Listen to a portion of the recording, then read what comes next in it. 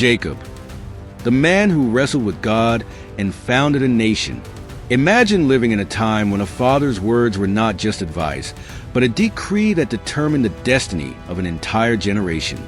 In ancient Hebrew culture, the blessing of the firstborn was not merely a symbolic act, but an irrevocable transfer of power, prosperity, and the continuation of God's promise.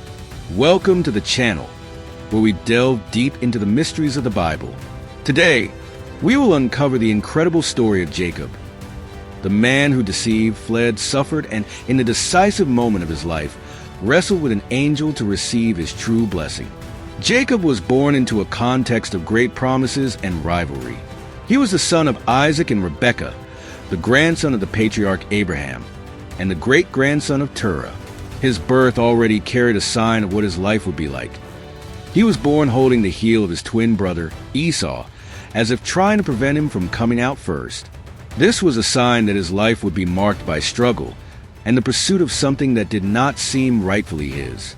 As Jacob and Esau grew up, their differences became even more evident. Esau was a skilled hunter and his father Isaac's favorite, while Jacob was more reserved and stayed close to home, favored by his mother, Rebekah. This division within the family paved the way for an event that would change everyone's life: the theft of the firstborn's blessing. The decisive moment arrived when Isaac, already old and blind, decided to bless Esau before he died. At that time, Isaac was 137 years old and felt that his time was near. He called Esau and asked him to hunt for game and prepare a meal so that he could bless him. Rebekah, hearing this, devised a plan for Jacob to receive the blessing instead. She knew that God had said, "The older shall serve the younger," Genesis 25, verse 23, and believed she was merely fulfilling the divine will. Following his mother's instructions, Jacob covered his arms with goat skin to imitate Esau's rough skin, put on his brother's clothes, and prepared Isaac's favorite meal. When he entered his father's room, Isaac was suspicious. The voice is Jacob's, but the hands are Esau's, Genesis 27, verse 22. Still, Isaac blessed him, granting him the right to lead his family and be prosperous in all areas. When Esau returned and discovered the deception, he was furious and swore to kill Jacob. At that moment, Rebekah advised her son to flee to the house of Laban, her brother, until Esau's anger subsided. But what Jacob did not know was that this escape would lead him on a path of suffering, love, and transformation. Jacob traveled to Haran, where he found shelter with Laban, his mother's brother. On the way, he had a powerful dream in Bethel, where he saw a ladder reaching from earth to heaven, with angels ascending and descending. God spoke to him and reaffirmed his promise that Jacob's descendants would be as numerous as the dust of the earth. Genesis 28, verses 12 to 15. Upon arriving in Haran, Jacob fell deeply in love with Rachel, Laban's daughter. To marry her, he agreed to work for Laban for 7 years.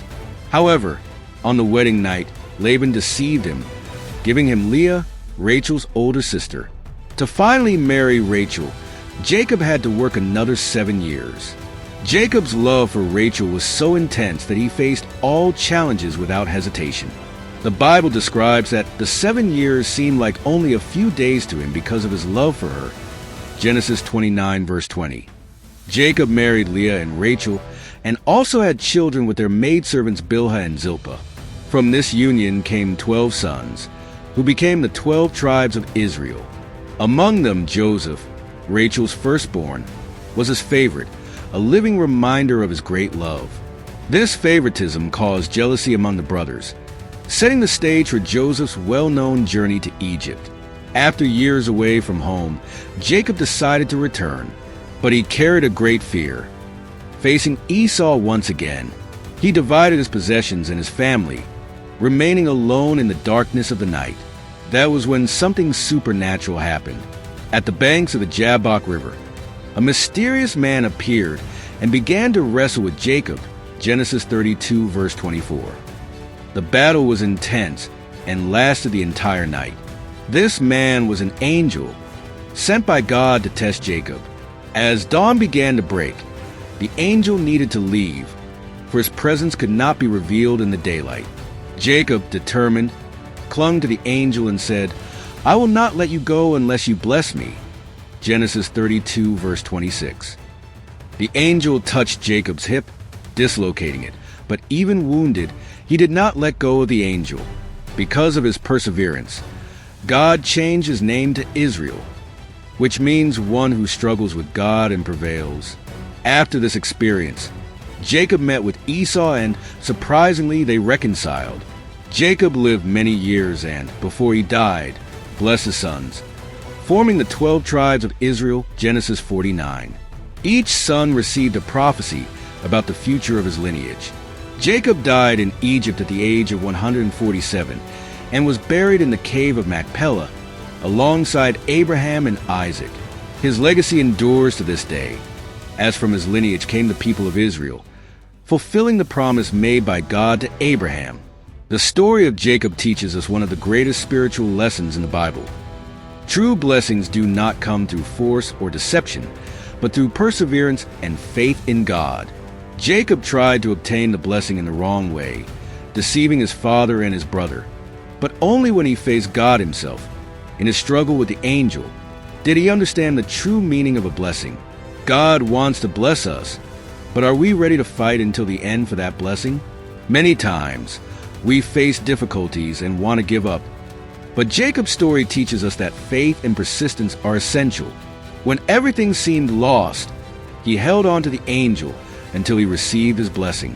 This reminds us of the promise in Matthew 7, verse 7. "Ask, and it will be given to you. Seek, and you will find. Knock, and it will be opened to you." If Jacob had given up in the middle of the fight, he would never have become Israel. How many times have we failed to achieve something because we gave up too soon? God tests our faith and endurance, just as he did with Jacob. The Bible encourages us to stand firm, even when everything seems impossible. Galatians 6, verse 9. "Let us not grow weary in doing good, for at the proper time we will reap a harvest if we do not give up." James 1, verse 12. "Blessed is the one who perseveres under trial, because, having stood the test, that person will receive the crown of life that the Lord has promised to those who love him." Hebrews 10, verse 36. You need to persevere, so that when you have done the will of God, you will receive what he has promised. Jacob teaches us that God's blessing requires effort, sacrifice, and faith, but it is the only thing truly worth fighting for. His story challenges us to persevere, even when everything seems lost. God has a purpose for each of us, but we must seek it without giving up. And you? Are you willing to fight like Jacob to receive what God has for your life? Share your thoughts in the comments and tell us about your journey of faith.